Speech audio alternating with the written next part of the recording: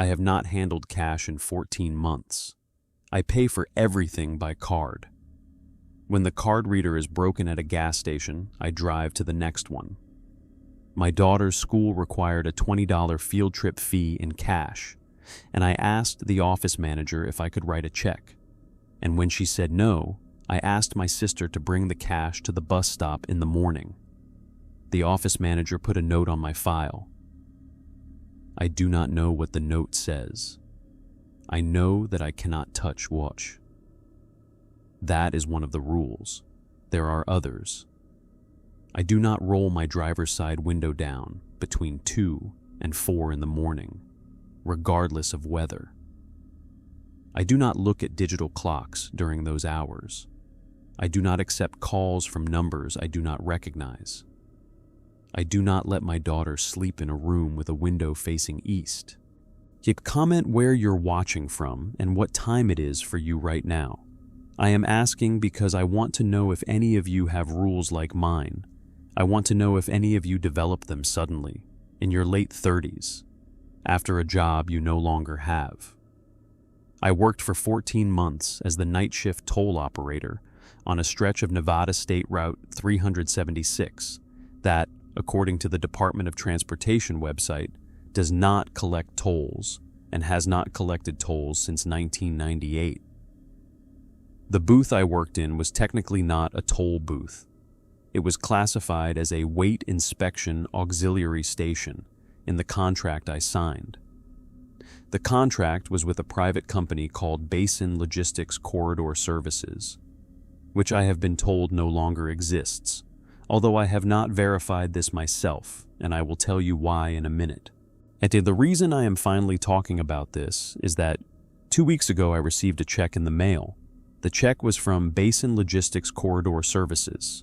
The amount was $437.12, described in the memo line as a final payroll adjustment. The check was dated 12 days before it arrived. The envelope had a return address in Tonopah, Nevada, which was where the company's only physical office had been located. I drove out to that address 8 months ago. The building is a self-storage facility now and has been since 2017. The check is on my kitchen counter. I have not cashed it. I have not torn it up. I do not know what to do with it. I am telling you this because I think the check is not from the company. I think the check is from the booth. And I think the booth has been looking for me for 14 months. I should explain how I got the job. I am 38 years old. I have a 9-year-old daughter named Hannah. I share custody with her father, who lives in Reno, 2.5 hours from where I rent a small house in a town called Hawthorne. The custody arrangement requires me to maintain stable employment and stable housing, and in February of last year, I was about to lose both. The waitressing job I had for 6 years closed when the casino it was attached to changed hands. The new owners brought in their own staff. I had 30 days. I applied for everything in town, and there is not much in Hawthorne, and the unemployment office sent me a listing for a position outside Tonopah, about 80 miles south, that paid $26 an hour for overnight work, 4 nights a week, 10 hours a shift. The benefits package was not described. The listing said the position included on-site lodging, meals provided, and a fuel stipend for the commute home on rotation days. The listing said the work was light. It said, suitable for candidates seeking quiet, isolated, low-traffic environments, solo shift work, no supervisor on site. I called the number on a Wednesday. A man answered on the first ring. He sounded tired, the way you sound at the end of a shift, not at the start of one. He asked me 3 questions. He asked whether I had any felony convictions. He asked whether I had reliable transportation to and from Tonopah. He asked whether I had any family members or dependents who would object to me being unreachable for 10 hours at a stretch. And I told him I had a daughter and that her father had primary custody on weekdays. He said that was fine. He asked when I could start. I said I could start the following Monday. He said Monday was good. He said there would be paperwork waiting for me at a diner called the Mule Deer in Tonopah, and that I should arrive at 4 in the afternoon, and that someone would meet me. He did not give me his name. I did not ask. I needed the job. I drove down on Monday. The Mule Deer is on the south edge of Tonopah, off the main highway, a stucco building with a hand-painted sign and 4 pickup trucks in the lot. I went in at 3:45. The waitress asked if I was the person waiting for paperwork. I said yes. She handed me a manila envelope from behind the counter. She did not ask my name. She did not ask for ID. She handed me the envelope, the way you hand a regular customer their usual order. I sat in a booth. I opened the envelope. Inside was a contract, 6 pages, single-spaced. There was a key on a brass ring. There was a laminated card with directions written in numbered steps. There was a small black notebook with no markings on the cover. And there was a folded piece of paper, separate from the contract, that said in handwritten ballpoint, "Read the notebook before your first shift. Do not bring it into the booth. Leave it in the lodging. The previous operator left it for you." I read the contract first. It was straightforward. I was being hired as a Class C inspection auxiliary operator. My duties were to be present in the booth during my assigned shift, to log all vehicles passing through northbound between the hours of 9 p.m. and 7 a.m., to collect a flat fee of $7 from any commercial vehicle, and to issue a paper receipt from a roll provided in the booth. I was not to leave the booth during my shift, except in case of fire or medical emergency. I was not to allow any person other than myself to enter the booth. I was not to use the booth's phone for personal calls. The phone was a landline. The contract specified that no cellular service was available at the booth location, which was true. I checked the first night, and I checked every night after that. The notebook I did not open in the diner. I drove the rest of the way to the lodging, which was a single-wide trailer about a mile from the booth, set back from the road in a gravel lot with a propane tank and a solar panel array. The key from the envelope opened the trailer door. Inside the trailer was clean, sparsely furnished, with a kitchenette and a single bed and a small bathroom. There was a window over the sink that faced east, toward the booth, and from that window you could see the booth across the desert flat, about a mile away, lit by a single sodium lamp on a pole. The light was already on, even though it was still daylight. I noted that and assumed the light was on a sensor that was malfunctioning. I did not think about it again until much later. I sat at the kitchenette table and I opened the notebook. The notebook had been used by the previous operator. There were entries in blue ink, dated going back about 7 months. The handwriting was small and careful, the writing of someone who had been a teacher or an accountant or some other profession that requires neat documentation. The first page had a heading at the top, underlined twice, that said, "Things you need to know." Below the heading there were 8 numbered items. I am going to give them to you in the order I learned what they meant, not the order he wrote them, because the order I learned them in is the order that matters. I will give you the first 3 now. Item 1 said, "The job is real, the pay is real, the booth is real." You will be tempted to think otherwise. Do not. Item 2 said, "A car will come through every night between 3:14 and 3:18 a.m. The car will be a tan 4-door sedan, late 1980s or early 1990s, in poor condition. The driver will be a white male in his 50s or 60s, alone, wearing a brown jacket. Yet he will hand you exact change. $7, 3 bills and 4 coins.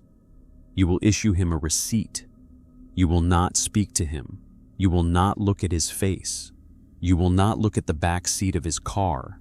You will look at the receipt printer until the receipt prints, and you will hand him the receipt, and you will close your window. He will drive on. This will happen every night you work this booth.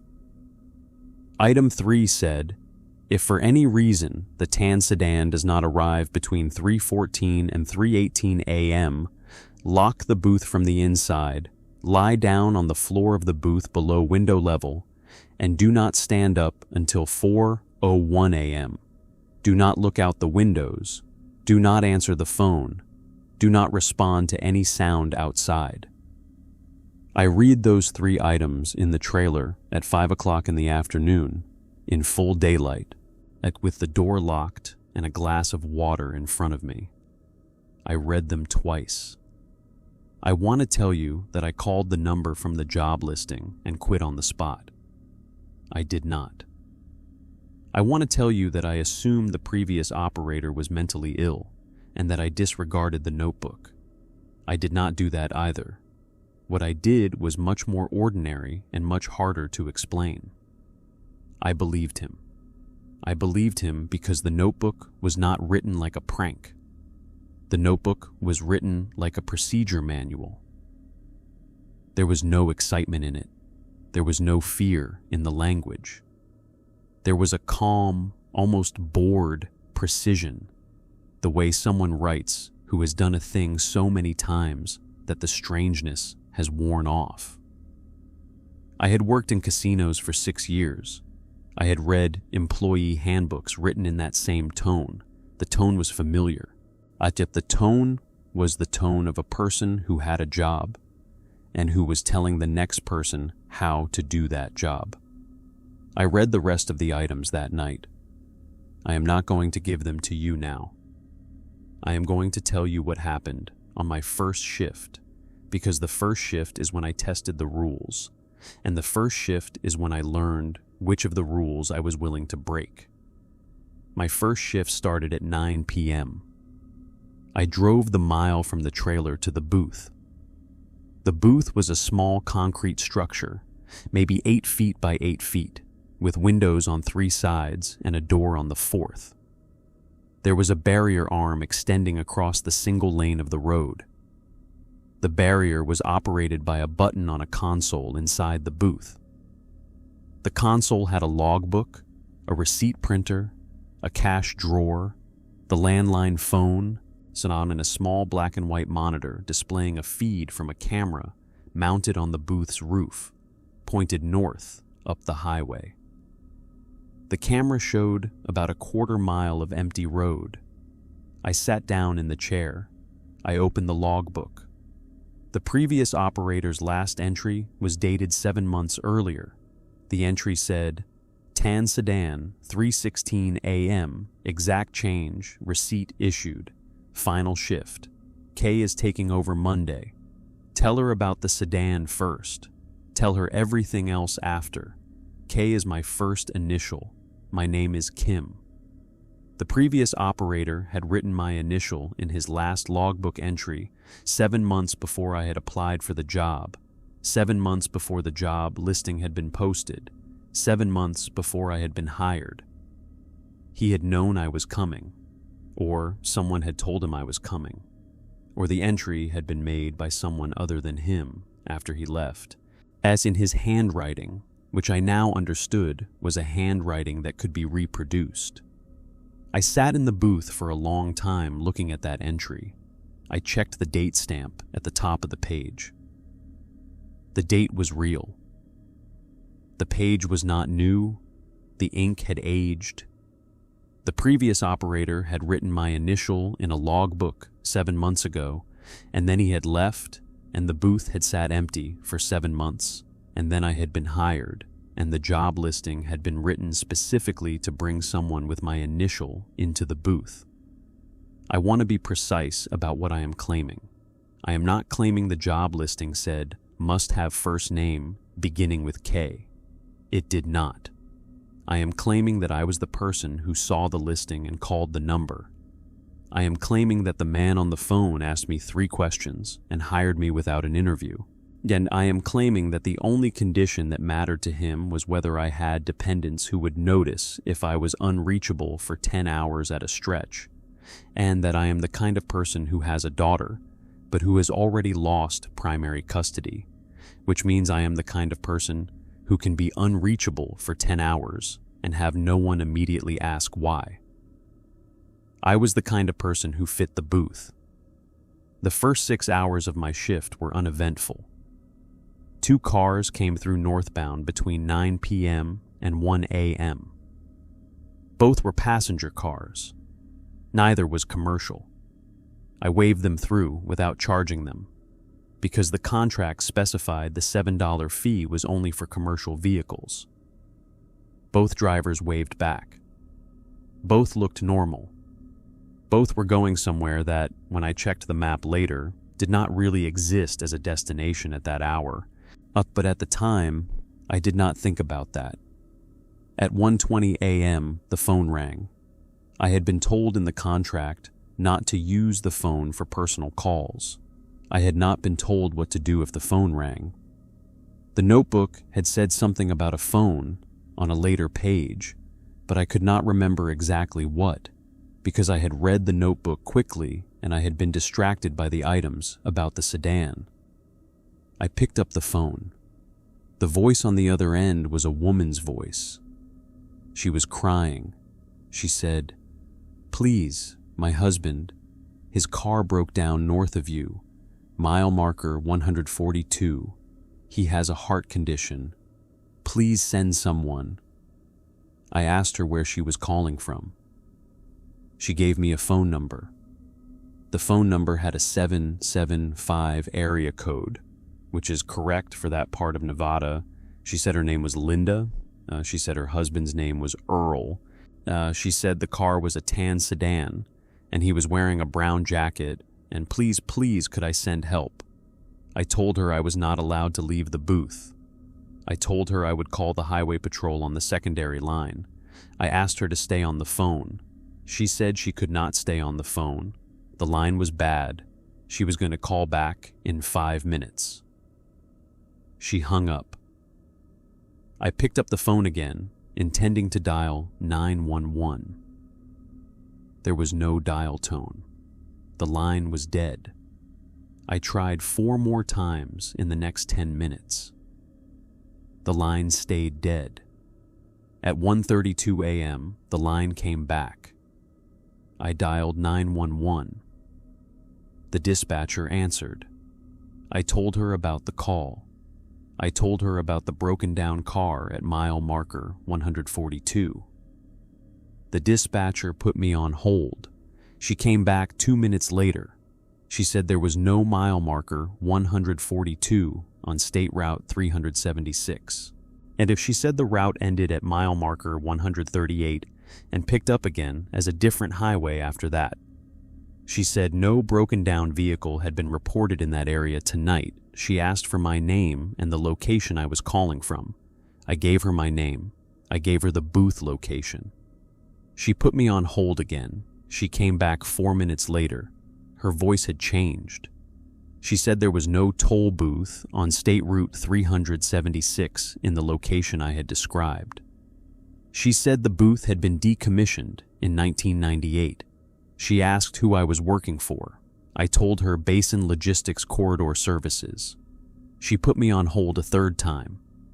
When she came back, she said there was no record of that company in the state business registry. She asked if I was all right. She asked if anyone was with me.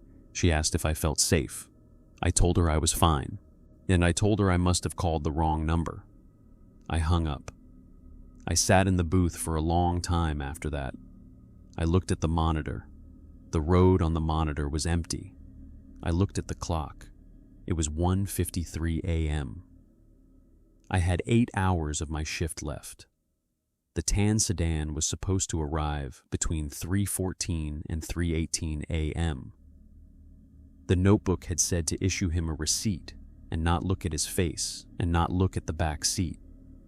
The notebook had not said anything about a woman calling first to tell me he was broken down. The notebook had not said anything about a dispatcher saying my booth did not exist. I picked up the phone again. I called the number Linda had given me. The call rang 4 times and went to a voicemail recording. The recording was the automated voice that comes standard on prepaid phones. Yeah, and it said, "The number you have dialed is not in service. Please check the number and try again." I hung up. At 2:07 a.m., the monitor flickered. I looked up. The road on the monitor was no longer empty. There was a car about a quarter mile up, parked on the shoulder, hazard lights blinking. The car was a tan sedan. I could see, even on the small monitor, the silhouette of a man standing next to the open driver's side door, looking down the road toward the booth. He was an hour and 7 minutes early. The notebook had said the car would come between 3:14 and 3:18. The notebook had been very specific about that. The notebook had said if the car did not arrive in that window, lie on the floor and do not get up until 4:01. The notebook had not said what to do if the car arrived early, and I had to decide what to do. I want to tell you that I lay down on the floor of the booth and did not move. That is what the notebook would have wanted by the spirit of its rules, if not the letter, because the spirit of every rule in the notebook was the same. The spirit was, if anything is wrong, hide. The spirit was, do not engage with anything that does not match the pattern. The man on the monitor was not matching the pattern. He was an hour and 7 minutes early. He had been preceded by a phone call that the notebook had not warned me about. He was on the shoulder of the road instead of approaching the barrier. Every signal said, lie on the floor. I did not lie on the floor. I did not lie on the floor because I had been a waitress for 6 years, and I had developed a habit, the habit of all service workers, which is to assume that a person in distress is a person in distress. The hazard lights were blinking. The notebook had been written by a man who had worked the booth alone for months, possibly years, and the notebook had a tone, and I had read the tone as procedural, and procedural tones in my experience came from people who had become paranoid through isolation and had built systems around that paranoia. I was new. I was not yet paranoid. I had spent 6 hours in the booth, and I had decided, with the confidence of a person who has not yet been hurt, that the previous operator had been mostly right, but partially overcautious, and that I could refine his rules with my own judgment. That decision is the one I think about most. I think about it when I am paying for groceries with my card, and the card is declined and the cashier asks if I have cash. I think about it when my daughter asks me why I don't ever drive at night anymore. I think about it when I wake up at 3 in the morning, which I do every night now, and I lie in my bed with my eyes closed and I count to 2,700, which is how many seconds are between 3:14 a.m. and 4:01 a.m., and I do not open my eyes until I have finished counting. What I did was this. I picked up the phone. The dial tone was back. I called 911 again. I got a different dispatcher this time, a man. I told him there was a vehicle disabled on the shoulder of State Route 376, a quarter mile north of my location, and the driver appeared to need assistance. I gave him the location. I gave him my name. I asked if he could send a unit. He said he would dispatch a highway patrol vehicle. He asked for my callback number. I gave him the booth's number. He said someone would arrive in approximately 25 minutes, given the distance from the nearest patrol station. I thanked him. I hung up. I looked at the monitor. The man was still standing next to his car. He had not moved. He was not waving for help. He was not walking toward the booth. He was standing, facing the booth, the way a person stands at a bus stop, patient, with the relaxed posture of someone who is not in any kind of distress. That was the first thing I noticed that was wrong. A person whose car has broken down does one of two things. They get back in the car and call for help, or they walk in the direction of the nearest building. They do not stand next to the open driver's door for 10 minutes in the dark, facing a toll booth a quarter mile away, not moving. The second thing I noticed was that the hazard lights on his car were blinking, but they were blinking out of sync. I want to explain this, because the explanation matters. Hazard lights are wired to blink in unison. The front and rear lights blink at the same time on the same circuit. The lights on the tan sedan were not doing that. The front lights were blinking at a slightly different rate than the rear lights, slow enough that you could see the difference if you watched for 30 seconds. The front lights were blinking, by my count, about every 1.5 seconds. The rear lights were blinking about every 1.7 seconds. The patterns drifted in and out of sync as I watched. They were on different circuits. They were not on the same car. The third thing I noticed was that the monitor was showing me the road in black and white, but the hazard lights on the front of the car were a different shade of gray than the hazard lights on the rear. Hazard lights are amber. They should appear as the same shade of gray on a black and white camera because they are the same wavelength of light. The front lights were a lighter gray than the rear, almost white. The rear lights were the correct shade of amber gray. I sat in the booth and I looked at the monitor and I understood, in a slow and unwilling way, that I was looking at two things. The front of the car was one thing, and the rear of the car was a different thing. And they were positioned to look like one car from a distance. And the man standing next to the open driver's door was the join between them. I did not stand up to look out the window directly. The notebook had said not to look out the windows after a phone call, which I now remembered was on a later page, and I now remembered why that rule was there. I sat in the chair and I looked at the monitor, which gave me a flat black and white image, and I tried to understand what I was looking at, and I tried not to give it the satisfaction of being looked at directly. At 2:21 a.m., the phone rang again. I let it ring. It rang 12 times. Then it stopped. 3 seconds later, it rang again. It rang 12 more times. Then it stopped. 3 seconds later, again. This pattern repeated for, by my count, 11 cycles.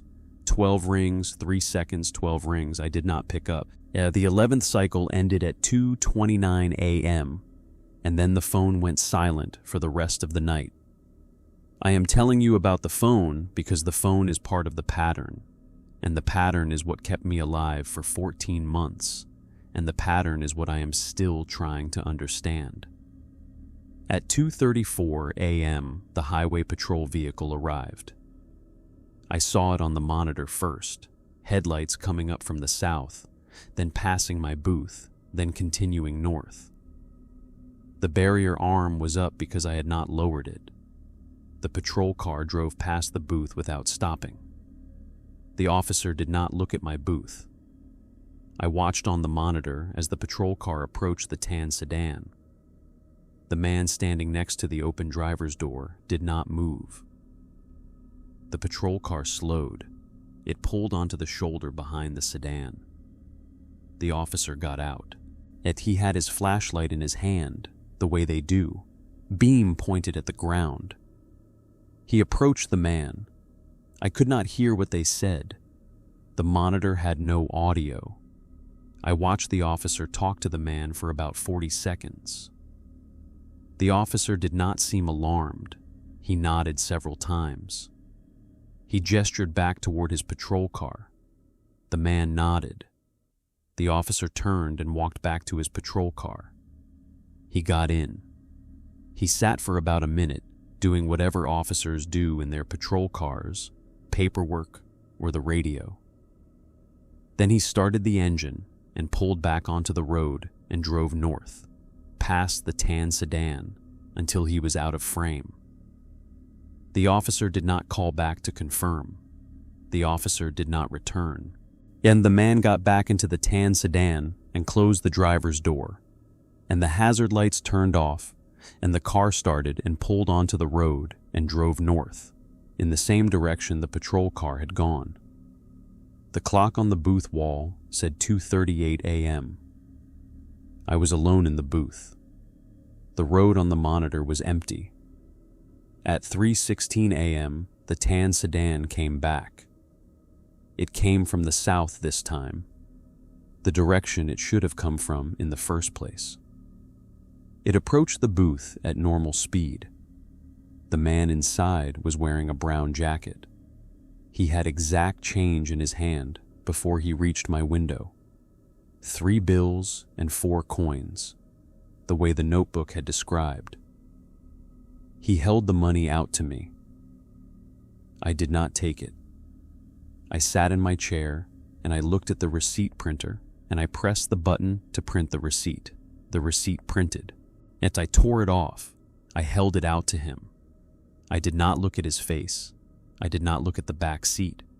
I felt his hand take the receipt. I felt the money pass into my hand because he pressed it into my palm when I would not take it from him. The bills were warm. The coins were warm. The metal of the coins was warmer than the bills, which was wrong, because metal cools faster than paper. He drove on. I watched him on the monitor until he was out of frame. The clock said 3:18 a.m. He had been at my window for 1 minute and 40 seconds. The notebook had said the entire interaction should take less than 30 seconds. The notebook had said do not let it take longer than 30 seconds. I had let it take 1 minute and 40 seconds because I had refused to take the money from his hand, and he had waited, patient, until I accepted it. That I had broken a rule I had not yet read. I sat in the booth with the warm money in my palm, and I did not move for a long time.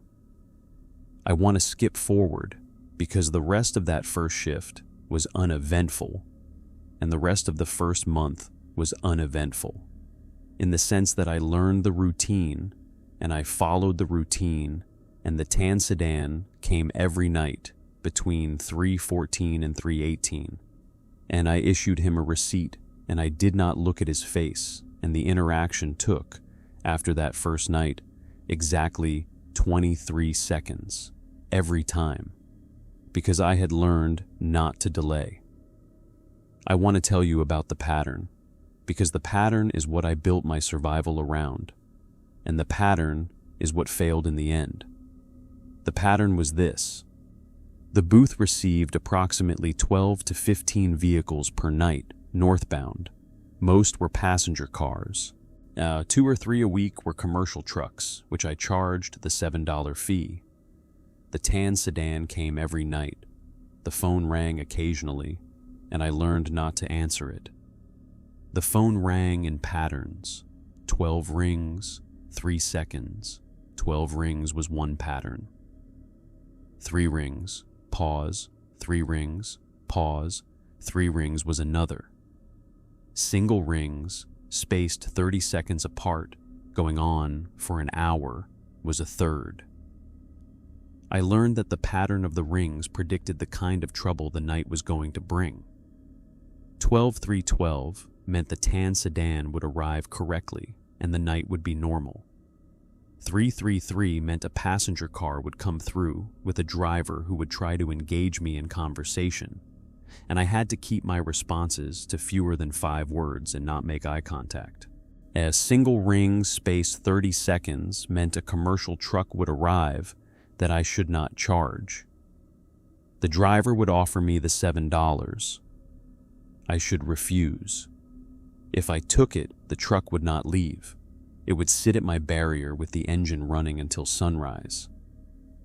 I learned this on my second week, I learned the patterns by paying attention. I logged everything. I bought a separate notebook of my own because the previous operator's notebook was for him and my notebook was for me.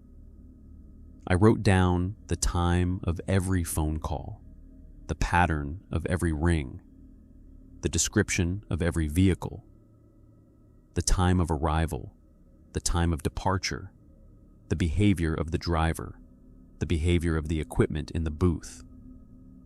I wrote down which lights flickered and when. I wrote down which nights the radio in the booth picked up a station that was not on any frequency I could find during the day. I wrote down which nights the temperature in the booth dropped suddenly between 3 and 4 a.m., and by how many degrees and how long it took to recover.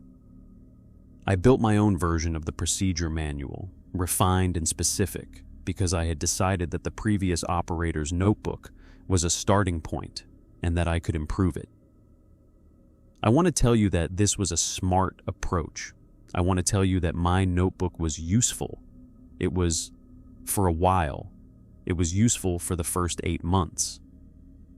What I did not understand, and what I am only beginning to understand now, is that the patterns were not just patterns. The patterns were communication. The patterns were the booth telling me what was about to happen.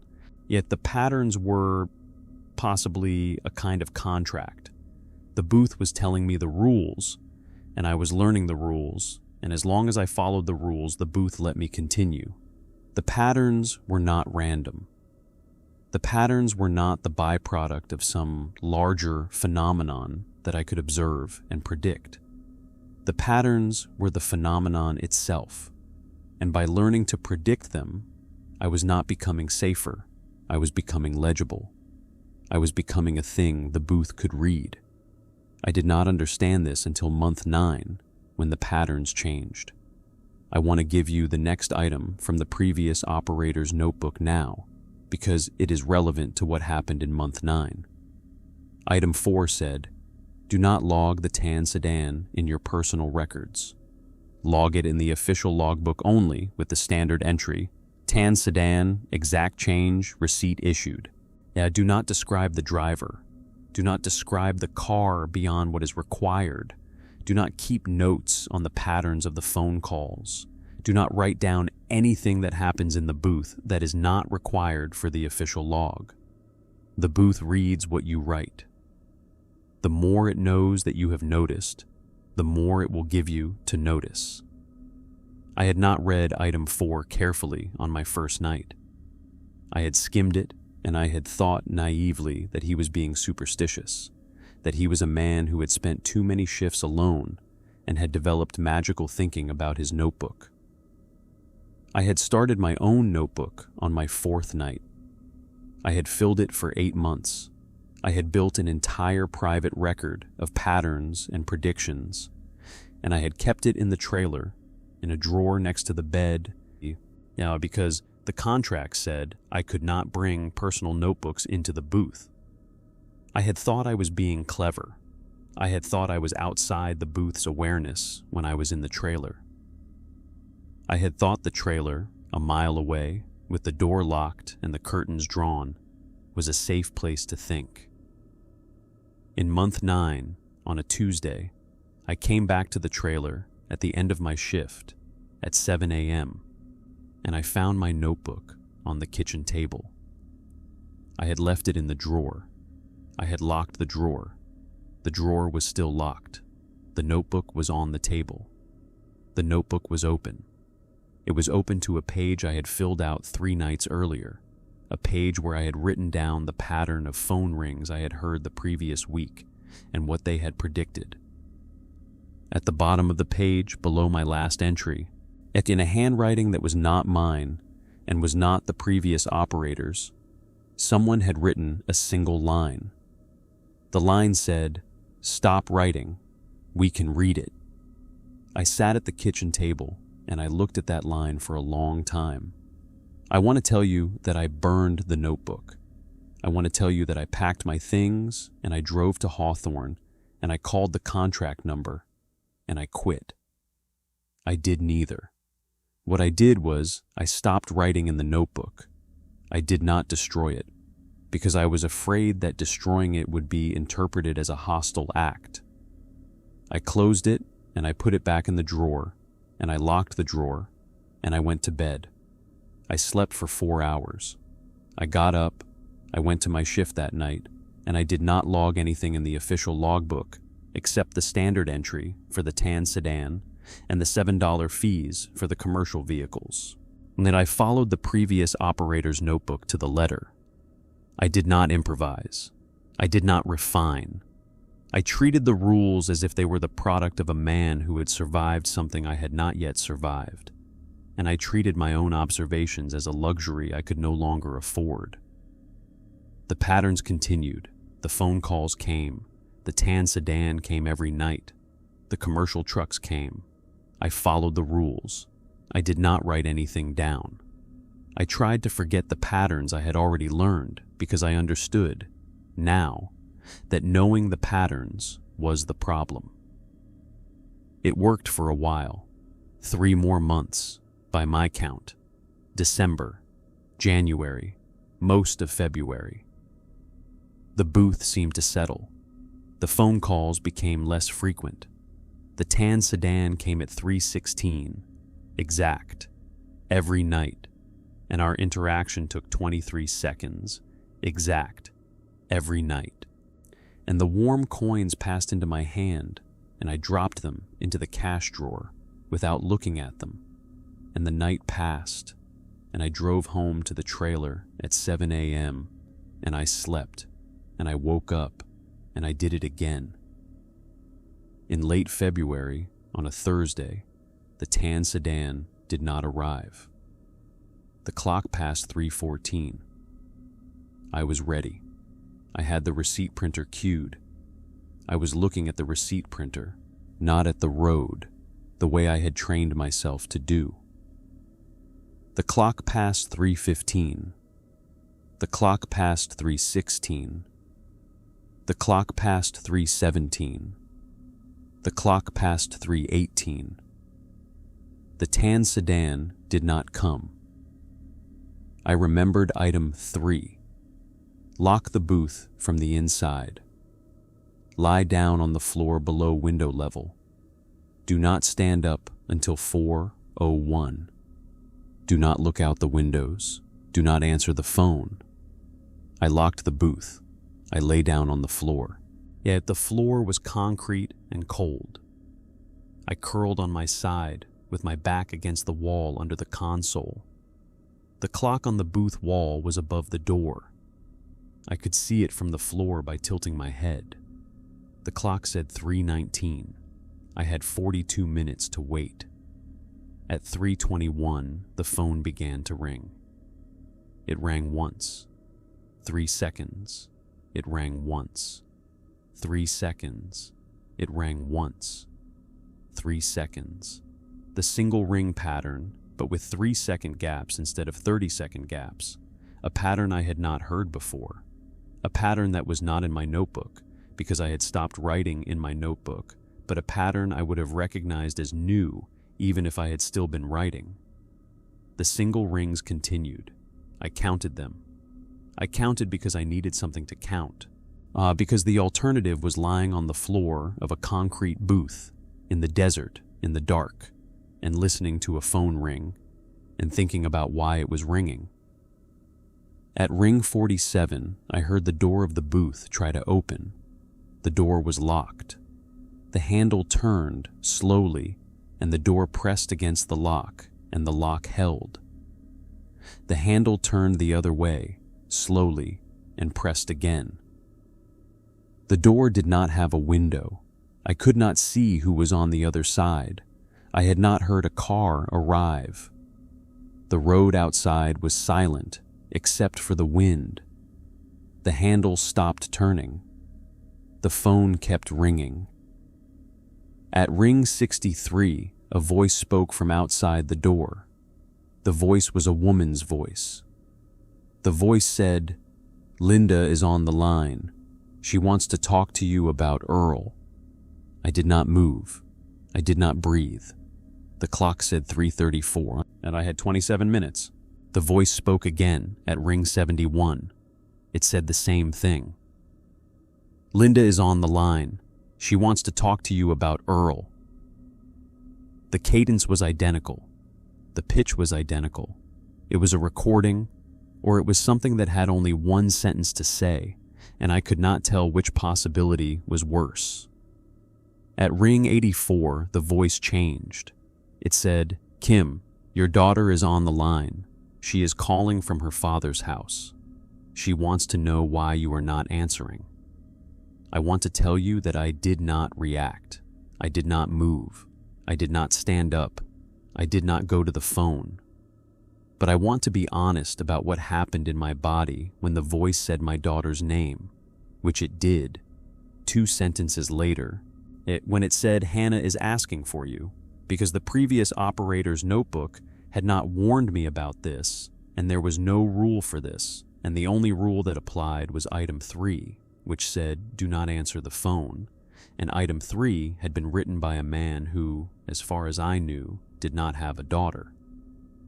I lay on the floor and I bit the inside of my cheek until I tasted blood, and I counted the rings. At ring 112, the voice stopped. The phone kept ringing. The handle of the door did not turn again. I lay on the floor and I watched the clock, and I counted my own breaths, and I waited.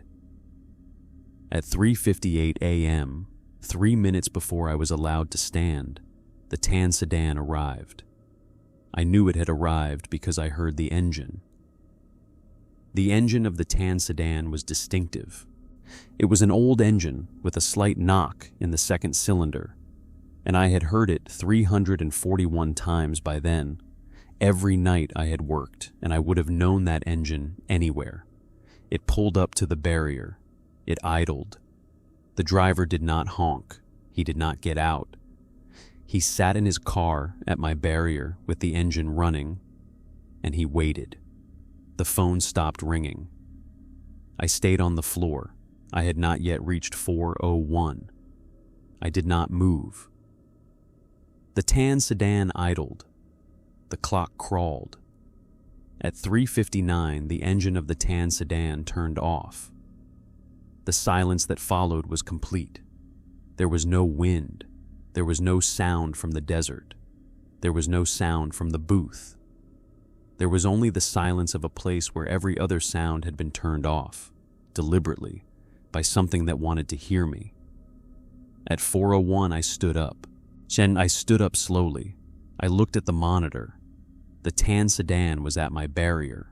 The driver's side door was open. The driver was not in the car. I could see the brown jacket on the passenger seat. The keys were in the ignition. The headlights were on, low beams. The barrier was down because I had lowered it before I lay on the floor. I sat in my chair. I did not raise the barrier. I did not press the button to print a receipt. I did not look out my window directly at the car.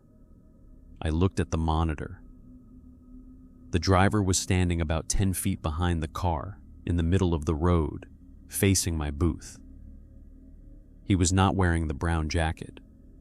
He was wearing a dark blue work shirt and dark pants. He had his hands at his sides. He was not moving. The monitor was black and white, but the proportions of his body were wrong in a way I cannot describe, except to say that his arms appeared to be slightly longer than they should have been, and his head was tilted slightly to the right, the same tilt the monitor had shown me on the first night when there had been 2 halves of a car pretending to be one car. I sat in my chair. I did not move. I waited. He stood in the road for 37 minutes by the clock on the wall. He did not move once. At 4:38 a.m., he turned around, walked back to the tan sedan, got in, closed the door, started the engine, backed up about 20 feet, turned the car around, and drove south, away from my booth, the direction he had come from. The tan sedan had never gone south before. It had always come from the south and gone north. It had never reversed direction. It drove south until I could not see it on the monitor, and then I sat in the booth alone for the rest of my shift. When the sun came up, I drove back to the trailer. I sat at the kitchen table. I did not sleep. At 9 a.m., I called my daughter's father. I told him I needed to talk to Hannah. He put her on the phone. She was eating breakfast. She was fine. She had not called me the previous night. She had not been awake the previous night. He confirmed that she had been asleep in her bed at 3:30 a.m. because he had checked on her the way he always did before he went to bed himself, which was around 2 a.m. He asked if everything was all right. I told him everything was fine. I told him I had just wanted to hear her voice. He paused. He asked if I was sleeping enough. He asked if I was eating. And he asked if the new job was going well. I told him the job was going well. I told him I was sleeping fine. I hung up. I sat at the kitchen table and I tried to think about what to do. I was going to quit. That was the obvious answer. I was going to call the contract number and quit, and I was going to drive home to Hawthorne, and I was never going to come back. I had the trailer for one more night under the rotation schedule, which gave me 3 days off before my next shift. I would call the contract number that morning, and I would quit, and I would pack my things, and I would leave by noon. I picked up my phone. I dialed the contract number. The phone rang 4 times and went to a voicemail recording. The recording was the automated voice that comes standard on prepaid phones. It said, "The number you have dialed is not in service. Please check the number and try again." I checked the number. The number was correct. I had dialed it 5 times in the first month to confirm shift changes and to ask about my paycheck, and someone had always answered. The number was the right number. The number was no longer in service. I sat at the kitchen table and I held the phone in my hand, and I thought about what that meant. There were 2 possibilities.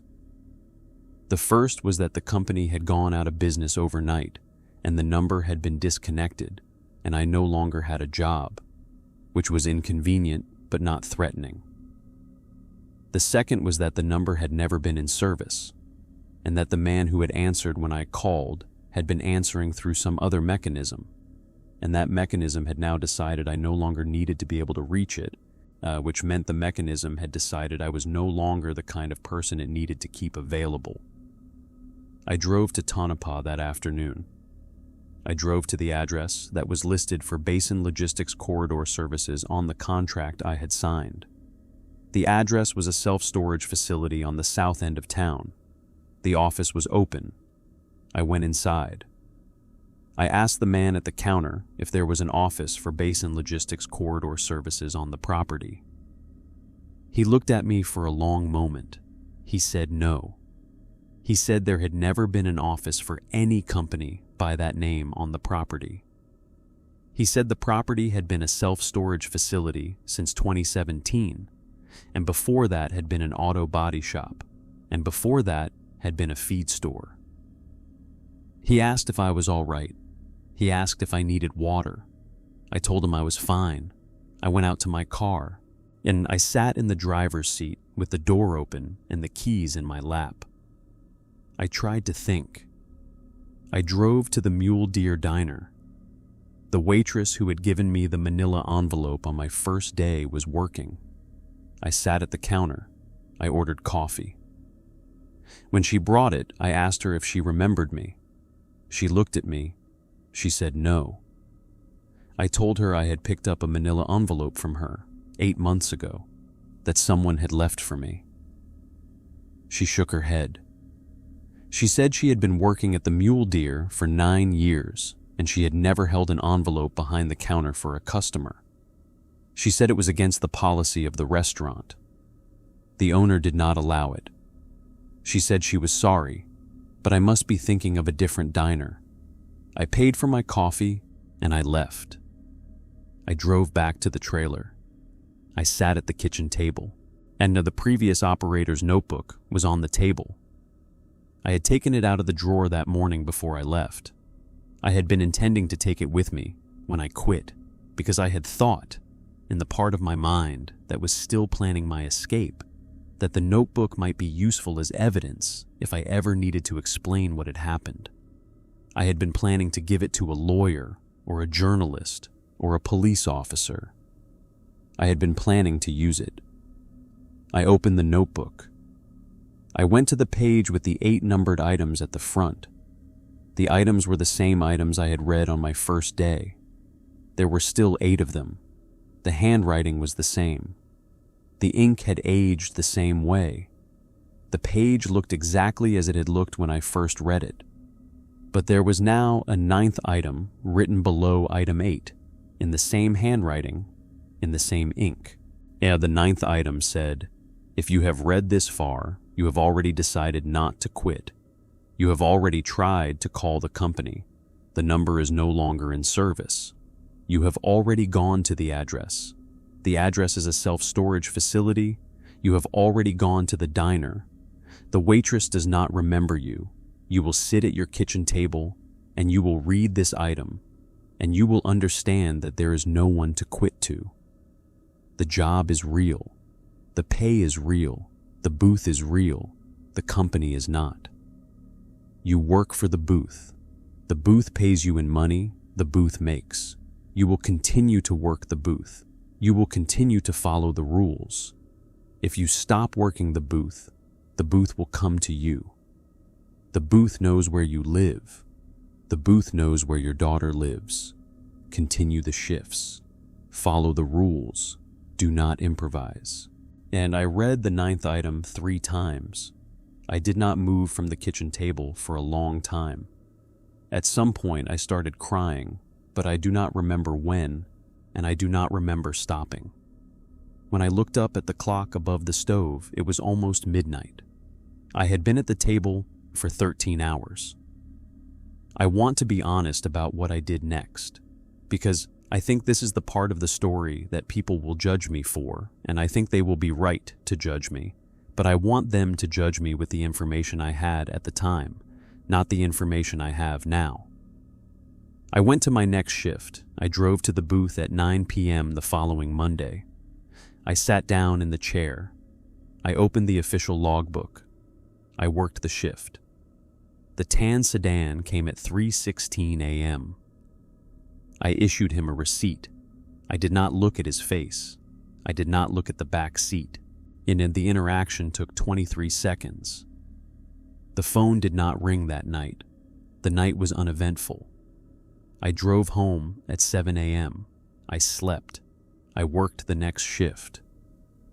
The tan sedan came at 3:16 a.m. The night was uneventful. I worked for 5 more months after the night the tan sedan was late. The shifts were normal. The patterns I had learned were correct. The rules in the previous operator's notebook were correct. I followed them. I did not improvise. I did not write anything down. I did not try to call the company again. I did not go back to the diner. I did not tell anyone what was happening.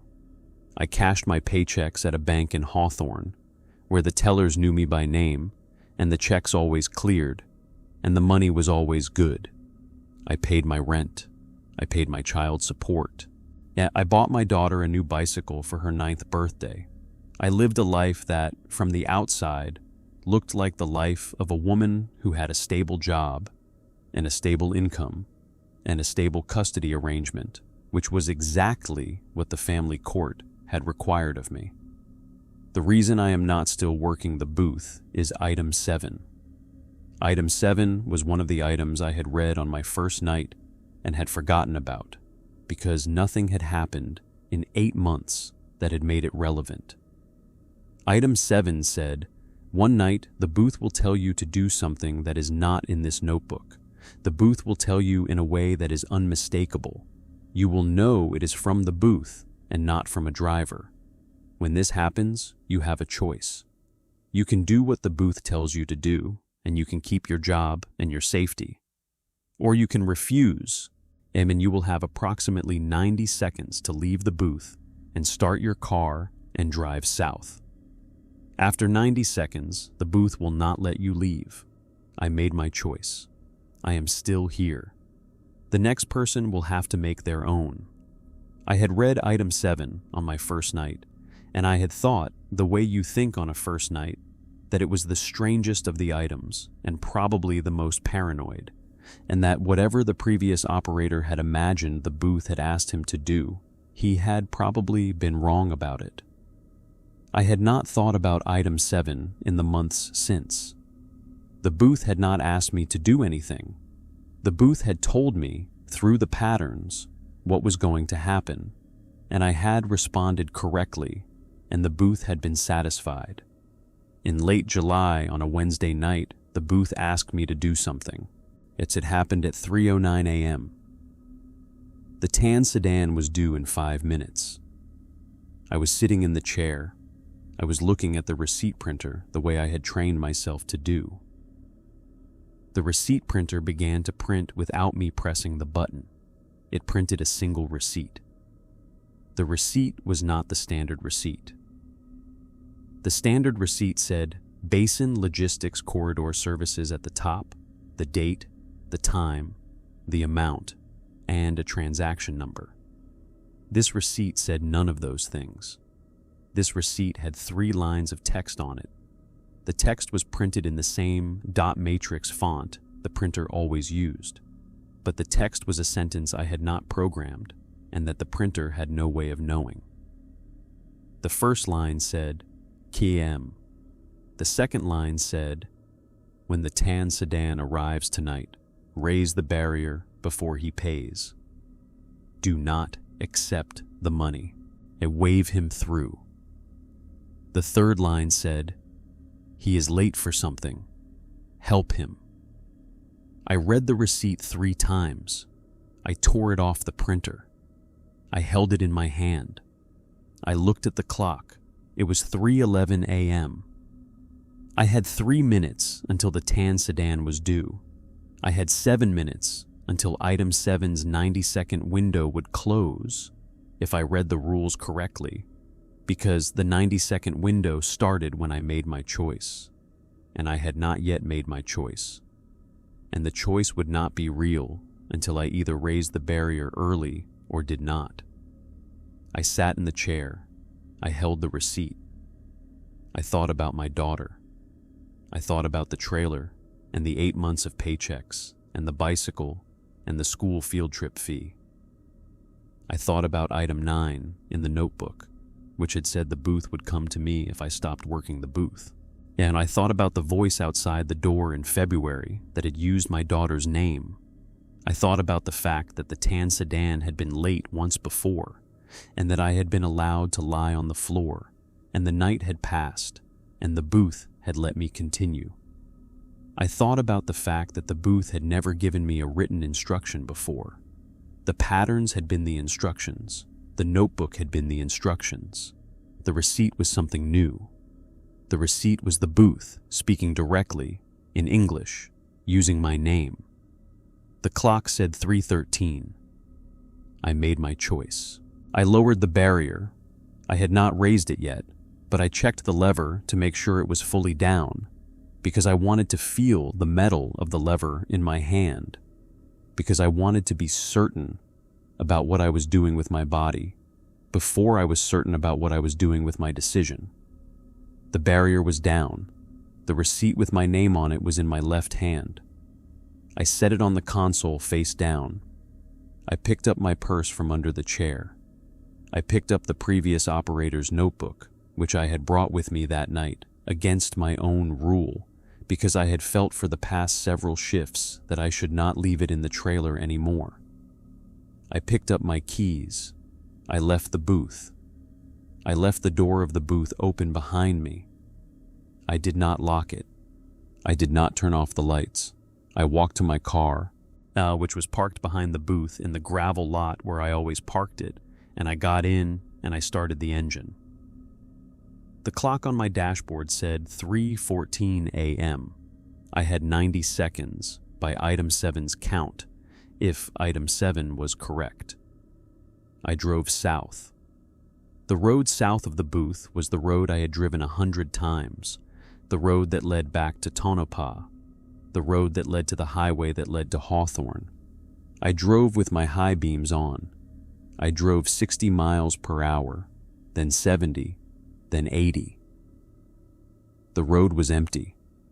I did not pass the tan sedan coming the other way. The tan sedan should have been a quarter-mile north of me, approaching the booth from the south, on the same road I was driving. I should have passed him. I did not. I did not pass him because the road I was driving on, I understood much later, was not the same road. The road I had driven to work for 14 months and the road I drove home on the rotation days were not the same road, even though they had the same number on the map and they passed through the same towns. The road to work had a booth on it. The road home did not. I do not know how this is possible.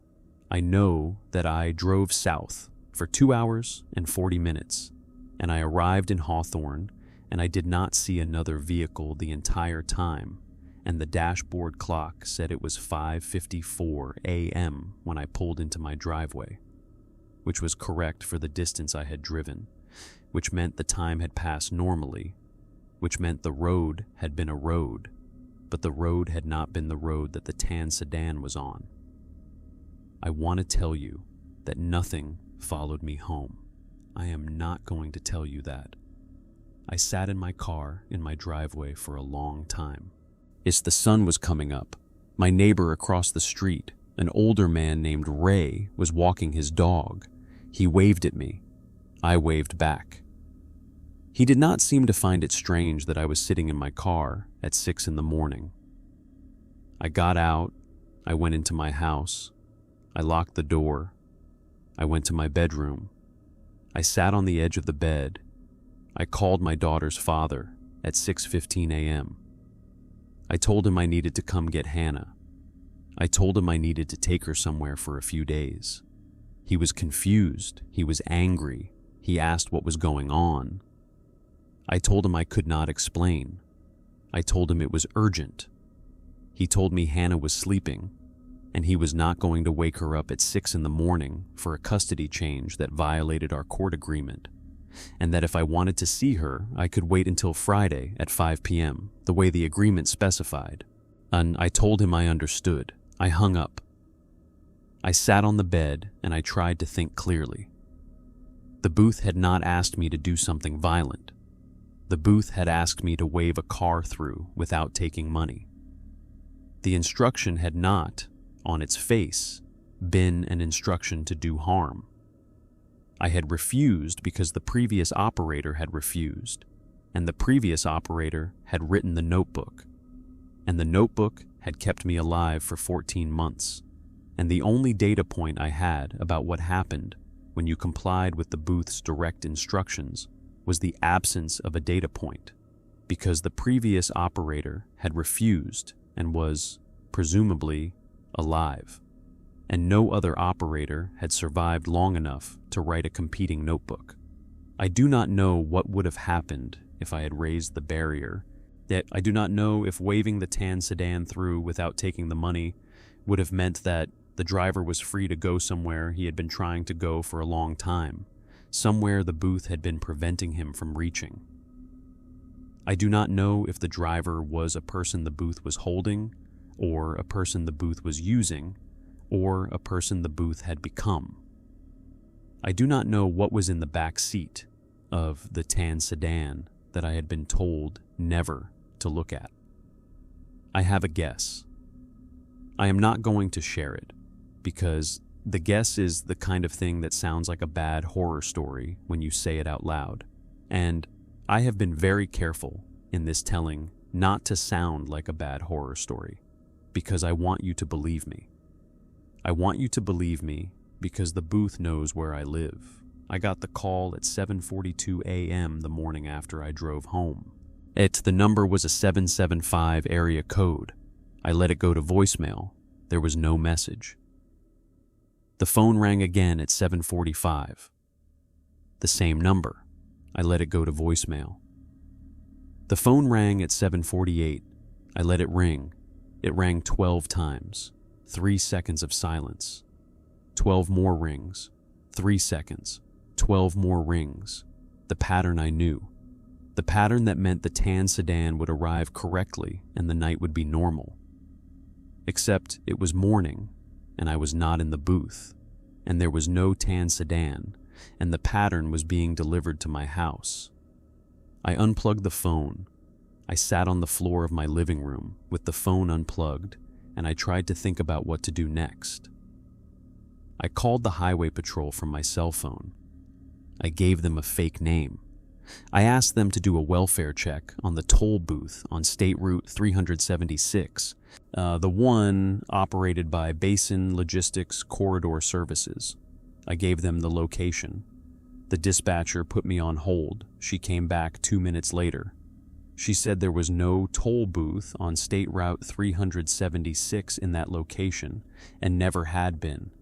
She said the route had no active toll collection points. She asked who I was. I hung up. I called the same number, the contract number, the one that had gone to a prepaid voicemail recording 4 months earlier. The line was no longer disconnected. The line rang. A man answered. The man's voice was the voice of the man who had hired me. The tired voice from the first phone call. The voice that had asked me 3 questions and given me a job. He said, "Kim, you should not have left." I did not respond. I did not speak. I held the phone to my ear and I listened to him breathe. Yet he breathed for about 30 seconds. Then he said, "The next operator started last night. She is sitting in the chair right now. She is reading the notebook. She is going to do better than you did." I hung up. I want to tell you what I did with my information after that. I want to tell you that I went to the police, that I went to a journalist, that I went to a lawyer, that I built a case. I did none of those things. I did none of those things because I had no evidence. I had a notebook in handwriting that was not mine, written by a man whose name I did not know, describing a job that did not exist for a company that did not exist on a road that did not have a toll booth. I had paychecks that had cleared at a real bank and that had been deposited into my real account from a routing number that, when I looked it up, belonged to a credit union in Carson City that, when I called them, had no record of the account. The money was real and the source was not. The job was real and the employer was not. The notebook was real and the writer was not. I had nothing to bring to a police officer. I had nothing to bring to a journalist. I had a story that, if I told it, would cost me my custody arrangement, because the family court would not look kindly on a mother who claimed to have spent 14 months working for a supernatural toll booth in the desert, regardless of what evidence I produced. I kept my mouth shut. I changed my phone number. I moved twice in the first 6 months, both times within Hawthorne, both times to smaller and cheaper places, because I was no longer earning $26 an hour. I took a job at a hardware store, which paid $14 an hour, which was not enough to keep my custody arrangement, and I lost my Friday to Sunday custody and was reduced to alternating weekends, which I am still appealing. I have not told my daughter why I lost the custody. She thinks it is because I lost my job. She is partially right. I developed the rules I told you about at the beginning. I do not handle cash. I do not roll my driver's side window down between 2 and 4 in the morning. I do not look at digital clocks during those hours. I do not accept calls from numbers I do not recognize. I do not let my daughter sleep in a room with a window facing east. The reason for the cash rule is the warm coins. I had handled the warm coins 341 times. The warmth had transferred. I do not know how. I know that for the first 3 months after I left the booth, every coin I touched in normal life was warmer than it should have been. The temperature of a coin that had been in someone's pocket, even when I picked them up off the cold tile of a gas station counter. The warmth has faded over time. I am not sure if the warmth has faded because the contamination is wearing off, or because I am no longer paying attention. I do not want to find out. I do not handle cash. The reason for the window rule is something that happened during my second month after leaving the booth, when I rolled down my driver's side window at 2:40 a.m. at a stoplight in Hawthorne to put out a cigarette, and I heard, from the direction of the open desert to the east of town, the engine of the tan sedan. The slight knock in the second cylinder. 2 miles away, maybe 3, idling, not moving, just idling, in the desert, where there was no road. I rolled the window up.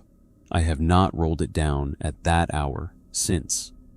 The reason for the digital clock rule is more complicated, and I am not going to explain it. I will say only that the patterns I learned in the booth taught me how to read time differently than other people read it, and that during the hours of 2 to 4 a.m., digital clocks in my house and in my car and on my phone do things that I am better off not seeing. The reason for the unknown numbers rule is obvious. The reason for the east-facing window rule is that the booth was east of Hawthorne. Whatever the booth is, whatever the booth was built to look at or to look out from, it faces west, toward Hawthorne, toward my house, toward my daughter's father's house in Reno. I do not know if that matters. I do not know if facing east means anything. I know that on the one occasion in the past 14 months that my daughter slept over at my house and slept in the spare bedroom, which has an east-facing window, she woke up at 3:18 a.m. and she came into my room and she said there was a man at her window. She said he was wearing a brown jacket. She said he had been knocking very softly and asking her if her mother had the receipt. I do not let her sleep in that room anymore. The window is now boarded up from the inside. I told the landlord it was for insulation. He did not ask further questions. The landlord is a man in his 60s who runs a small property management company and who, I have come to suspect, has had other tenants who boarded up east-facing windows, because he did not seem surprised when I asked permission, and he did not charge me for the materials. The reason I am finally telling this story is the check. The check is on my kitchen counter. It is for $437.12. The memo line says, "Final payroll adjustment." The check is from Basin Logistics Corridor Services. The check is dated, signed, and printed on the same paper stock as my old paychecks. The bank routing number on the bottom of the check is the same routing number that was on my old paychecks, the one that belongs to a credit union in Carson City that has no record of the account. I called the credit union 3 days ago. They confirmed again that the account does not exist. They confirmed, however, that if I were to deposit the check, it would clear at the way my old paychecks always cleared because the money was real, even when the source was not. I have not cashed the check. I have not torn it up. I am telling you this story tonight because I think the check is a job offer. I think the booth is hiring again. I think the woman who replaced me has either left or has stopped working out, and I think the contract number man is reaching back through old employees to find the ones who knew the rules. I think the $437.12 is the booth's way of opening the conversation. I think if I cash the check, the contract number will ring my new phone within 24 hours, and the tired voice will offer me my job back, and the pay will be $26 an hour again, and I will be able to afford my custody arrangement again, and Hannah will be able to live with me Friday through Sunday again. the way she used to. I think the booth knows this. I think the booth has been watching my life since I left, and has been waiting for the right moment to make the offer, and has chosen this moment because this is the moment when I am most likely to say yes. I have not said yes. I have not said no. The check is on the counter. I want to tell you that I am going to tear it up. I want to tell you that I am going to drive to a remote part of the desert tomorrow morning, and I am going to burn it, and I am going to scatter the ashes, and I am going to come home, and I am going to forget about it. I want to tell you that I have the strength to refuse a job offer from a thing that knows where my daughter sleeps. I do not know if I have that strength. And I am telling you this story because I want you to know that the booth exists. I want you to know that if you see a job listing on an unemployment website for an overnight position in a remote location, with no supervisor, with on-site lodging, with a fuel stipend, with the phrase suitable for candidates seeking quiet, isolated, low-traffic environments, you should not call the number. I want you to know that if a man with a tired voice answers on the first ring and asks you 3 questions and offers you the job without an interview, you should hang up. I want you to know that if you arrive at a diner and a waitress hands you a manila envelope without asking your name, you should leave the envelope on the counter and walk out and not look back. I want you to know that the previous operator before me, the one who wrote the notebook, the one who refused the booth's direct instruction and survived to write item 7, is not in Florida or Phoenix or wherever such people are supposed to retire to. I think I know where he is. I think he is the man who answers the contract number. I think when an operator refuses the booth does not kill them. The booth does something worse. The booth promotes them. The booth makes them the voice that hires the next operator.